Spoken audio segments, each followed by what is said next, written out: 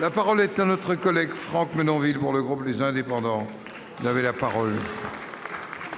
Monsieur le Président, Monsieur le Ministre, mes chers collègues, je souhaite à mon tour, dans un premier temps, avec mes collègues du groupe Les Indépendants, assurer les familles des 13 militaires de notre sincère compassion et de notre profond respect. Ma question s'adresse au ministre de l'Agriculture. Elle porte sur la crise sanitaire que traverse la forêt. J'y associe notre collègue Anne-Catherine Loisier, présidente du groupe d'études Forêt-Bois. Monsieur le ministre, la forêt traverse une crise sans précédent. Les conditions climatiques ont mis à mal les peuplements forestiers. On compte désormais près de 2,7 millions de mètres cubes touchés, toutes essences confondues. Dans les régions Grand Est et Bourgogne-Franche-Comté sont les plus impactées. Depuis la sécheresse de 2018, la propagation du scolyte a explosé, entraînant un dépérissement massif. Les volumes d'épicéas scolités pour les forêts publiques du Grand Est approchent 1,5 million de mètres cubes. C'est presque 5000 hectares de forêt concernés dans notre département de la Meuse. Le 8 octobre dernier, vous avez annoncé la mise en place d'un plan de soutien de 16 millions d'euros pour valoriser le bois scolité et replanter. C'est un début, mais qui s'avérera, face à l'ampleur du désastre, vite insuffisant. Alors comment se déclinera-t-il ? Cette tempête silencieuse qui frappe nos forêts françaises est aussi un véritable enjeu européen, puisque l'Allemagne et les pays d'Europe centrale sont eux aussi fortement impactés. À titre d'exemple, l'Allemagne vient de bâtir un plan de 800 millions d'euros sur 3 ans. C'est donc une catastrophe économique, écologique et sanitaire. Que comptez-vous faire à court terme et à moyen terme ? La forêt a besoin d'une politique très ambitieuse. Il est urgent d'évacuer rapidement le bois contaminé afin de contenir la propagation.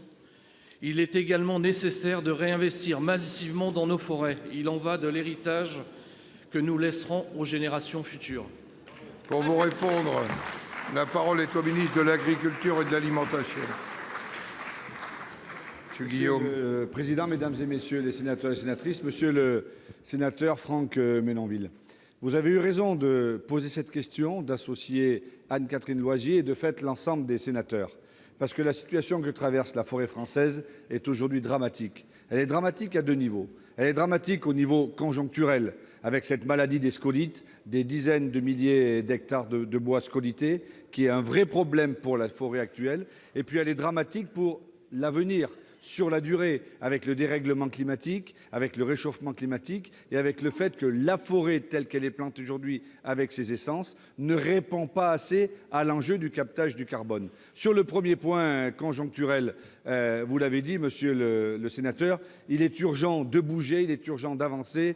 Je crois que le gouvernement, avec le CSF Forêt-Bois, a pris la mesure de cela. Nous avons mis un plan d'extrême urgence là sur place de 16 millions d'euros, 6 millions d'euros immédiatement pour arriver à lutter contre les scolites, à sortir des bois scolités et arriver à les mettre dans l'économie. Et puis 10 millions d'euros de suite pour faire en sorte de travailler à sa régénérescence. Il faut gagner cette bataille. Et sur la durée, il est absolument indispensable de tenir compte de ce que vous voyez, vous, les forestiers, qui êtes habitués à vivre dans la forêt. J'aurais pu citer le sénateur Grémilly, avec lequel nous travaillons beaucoup aussi. Et le fait qu'il faut absolument travailler sur...